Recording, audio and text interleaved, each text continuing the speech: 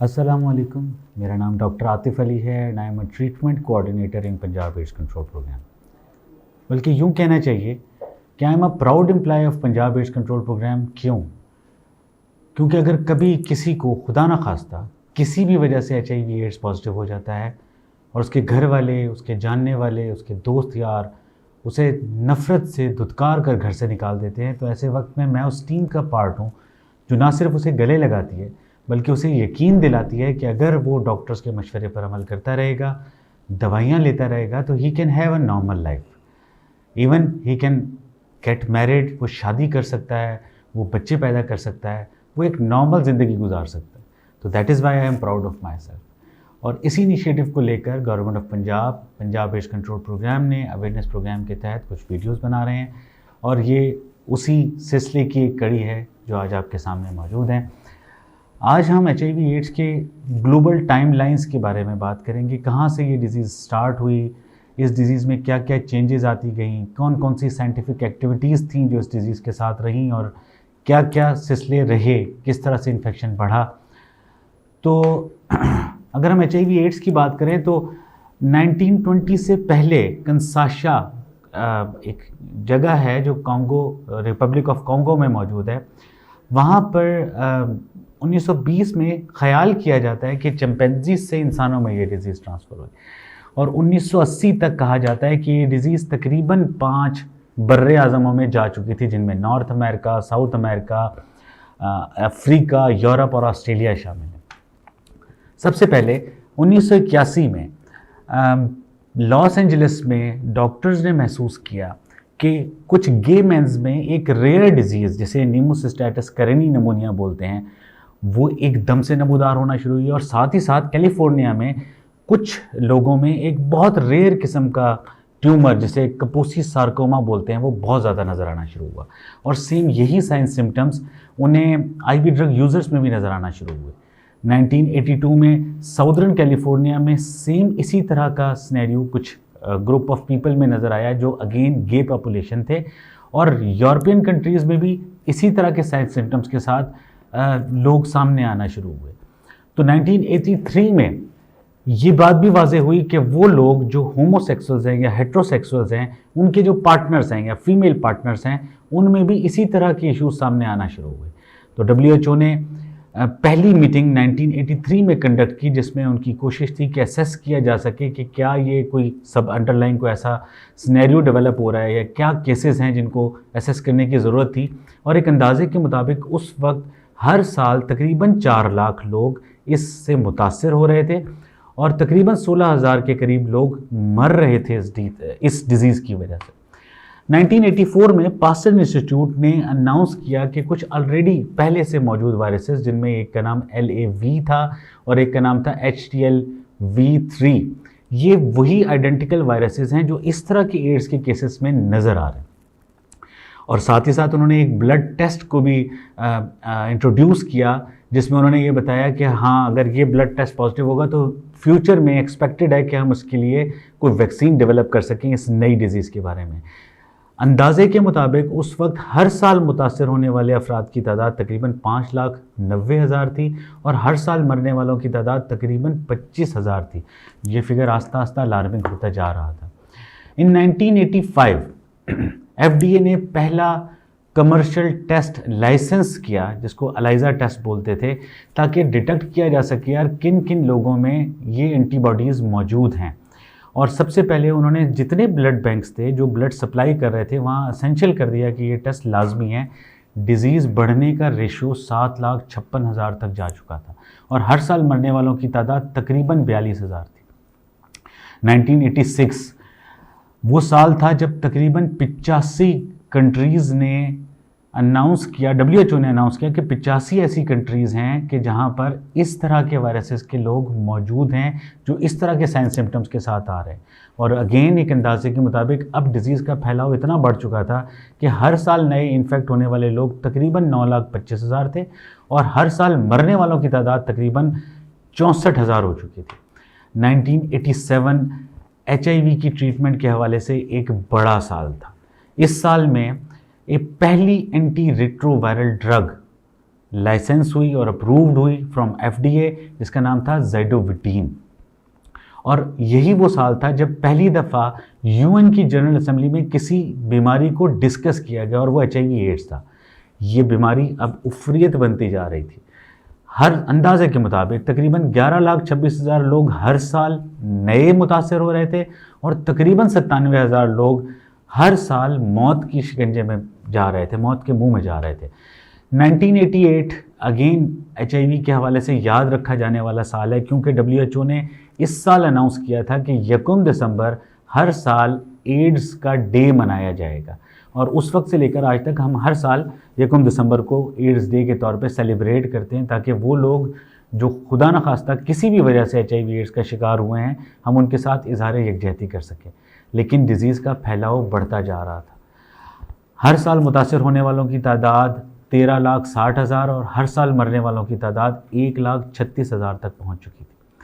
1989 इस दफ़ा 145 कंट्रीज़ ने रिपोर्ट किया कि हमारे पास HIV या एड्स जैसे केसेस मौजूद हैं, and this announcement was from WHO। और फैलाव का जो शरह थी हर साल वो 16,28,000 और मरने वालों की तादाद 1,88,000 हर साल हो गई थी। 1990 अगेन ट्रीटमेंट के पॉइंट ऑफ व्यू से एक अच्छा साल था कि FDA ने अप्रूव किया कि वो बच्चे जो HIV का शिकार हो गए उनमें ज़ाइडोविटीन का इस्तेमाल किया जा सकता है। लेकिन अगेन फैलाव होशरुबा अंदाज में बढ़ता जा रहा था और 20 लाख लोग हर साल नए मुतासर होते थे और तकरीबन 3,10,000 लोग हर साल मौत के मुंह में जाते थे। 1981 ये साल इस हवाले से बड़ा अहम है कि इस साल एक विजुअल आर्टिस्ट, काकस नाम के विजुअल आर्टिस्ट थे, जो खुद भी HIV एड्स का शिकार थे। उन्होंने इजहार यकजहती के तौर पर एक कैंपेन लॉन्च की और उस कैंपेन का नाम था रेड रिबन कैंपेन। आज तक रेड रिबन एक इंटरनेशनल सिंबल है HIV एड्स की अवेयरनेस के पॉइंट ऑफ व्यू से। लेकिन अगेन फैलाव बढ़ता जा रहा है। 23 लाख नए इन्फेक्शन और 3,90,000 नए मौत के मुंह में जाने वाले लोग, डेथ रेशो था। 1992 FDA ने एक नई टेस्ट लाइसेंस किया जो कि 10 मिनट टेस्ट था और होम बेस्ड था, और ये ज़्यादातर उन लोगों के लिए था कि जो हेल्थ केयर प्रोवाइडर थे, यानी कि फ्रंट लाइन सोल्जर्स थे। लेकिन फिर अलार्मिंग बात थी कि अब वो डिज़ीज़ बढ़ते बढ़ते बढ़ते उसका तखमीना लगाया जा रहा था, अंदाजे के मुताबिक 26 लाख लोग हर साल मुतासर होते थे और 4,80,000 लोग हर साल मौत के मुंह में जाते थे। 1993 ये वो साल था जब CDC यानी कि सेंटर फॉर डिजीज़ कंट्रोल ने 3 ऐसी बीमारियों को शामिल किया कि वो एड्स के इंडिकेटर हो सकते हैं: ट्यूबरकुलोसिस, बार बार नमूनिया होना, रिकरेंट नमूनिया, और इन्वेजिव सर्वाइकल कैंसर। कि अगर खुदा न खास्ता किसी में भी इस तरह की कोई अलामात मौजूद हैं तो हम सजेस्ट कर सकते थे कि यार खुदा न खास्ता ये HIV एड्स की वजह से है। यही वो साल था जब WHO ने यह भी बताया कि एशिया और उसके पैसिफिक रीजन में तकरीबन 7 लाख के करीब लोग मौजूद हैं। डिज़ीज़ का फैलाव और बढ़ चुका था। अब ये बहुत बहुत बहुत बढ़ना शुरू हो गई थी। 28 लाख लोग हर साल शिकार होते थे और तकरीबन 5,90,000 लोग हर साल मौत के मुंह में जा रहे थे। 1994 अगेन ज़ाइडोविटीन, जिस दवा का मैंने पहले जिक्र किया था, WHO ने, बल्कि पब्लिक USA के जो पब्लिक हेल्थ सर्विसेज है उसने रिकमेंड किया कि हाँ, माँ से बच्चे की मुंतकली को रोकने के लिए ज़ाइडोविटीन का बहुत अहम रोल है। लेकिन अलार्मिंग बात ये थी कि डिज़ीज़ के बढ़ने का रुझान अभी भी वैसा ही था और तकरीबन हर साल 31 लाख लोग और वो थे जो नए मुतासर हो रहे थे और 7,10,000 लोग वो थे जो हर साल मौत के मुंह में जा रहे थे। पूरी दुनिया खौफज़दा हो गई थी। 1995 अगेन वो साल था जिसे ट्रीटमेंट के पॉइंट ऑफ व्यू से एक टर्निंग पॉइंट कहा जा सकता है। FDA ने पहली दफ़ा अप्रूव किया कि प्रोटीएज इनहिबिटर्स को ट्रीटमेंट के लिए इस्तेमाल किया जा सकता है और वो रिजीम या वो दवाइयाँ जो ट्रीटमेंट के लिए इस्तेमाल हो रही थी उसमें प्रोटीएज इनहिबिटर्स को शामिल कर लिया गया था, जिसका सबसे बड़ा फ़ायदा ये हुआ कि 60 से 80% तक डेथ रेशो कम हुआ और 60 से 80% तक की हॉस्पिटलाइजेशन कम हुई, यानी कि क्वालिटी ऑफ लाइफ इम्प्रूव होना शुरू हुई। लेकिन अगेन फैलाव का रुझान वही था, 33 लाख हर साल नया इन्फेक्शन। 8,40,000 अमवात हर साल, ये एक बहुत बड़ा फिगर। 1996 इस साल दो नई चीज़ें हुई। पहली बात, FDA ने अप्रूव किया, एक होम टेस्टिंग किट अप्रूव की, जिसके ज़रिए वो लोग जो खुदा न खास्ता किसी वजह से स्टिग्मा या किसी वजह से डरे हुए थे सामने आने से, वो एटलीस्ट अपने आप को घरों में चेक कर सकते थे। और उसके अलावा एक और दवा जैसे NNRTI यानी कि non nucleoside reverse transcriptase inhibitors में से एक दवा थी नेवेरेपिन, उसको अप्रूव किया गया, जो एक बड़ा ब्रेक थ्रू था for the treatment of HIV AIDS positive patients. लेकिन फैलाव बढ़ता जा रहा था, 34 लाख केसेस हर साल नए केसेस और 9,50,000 अमवात। 9,50,000 बड़ा अमाउंट, बड़ी फिगर है। 1997 सितंबर में अगेन ट्रीटमेंट के पॉइंट ऑफ व्यू से ये एक अच्छा साल था कि FDA ने अप्रूव किया कि दवाइयों को कंबाइन कर दिया जा सकता है ताकि मरीज़ के ऊपर पिल बर्डन कम हो, यानी कि वो ज़्यादा गोलियां खाने के बजाय कम गोलियां खाकर भी या एक ही गोली के इस्तेमाल से उसकी मेडिकेशन जा सकती थी। फैलाव 35 लाख और मरने वालों की तादाद हर साल 11 लाख तक पहुंच चुकी थी। 1999 ये वो साल था जब WHO ने अनाउंस किया कि 4th biggest cause of death HIV AIDS है पूरी दुनिया में और पहले नंबर का कॉज ऑफ डेथ है अफ्रीका में। और यही वो साल था जब WHO ने ये भी अनाउंस किया कि अब तक तकरीबन 14 मिलियन यानी कि 1,40,00,000 लोग इस डिज़ीज़ से मौत के मुंह में जा चुके हैं। डिज़ीज़ का फैलाव कम होना शुरू हुआ, लोगों में अवेयरनेस पैदा होना शुरू हुई, लोग ख्याल करना शुरू हो गए, अपना ख्याल और इस डिज़ीज़ के बारे में जानना शुरू हो गए। अब फैलाव कम होना शुरू हुआ और 33 लाख लोग हर साल अब भी मुतासर होते थे और 14 लाख अमवात हो रही थी। अमवात का सिलसिला बढ़ता जा रहा था। इसके बाद कुछ ठहराव आया।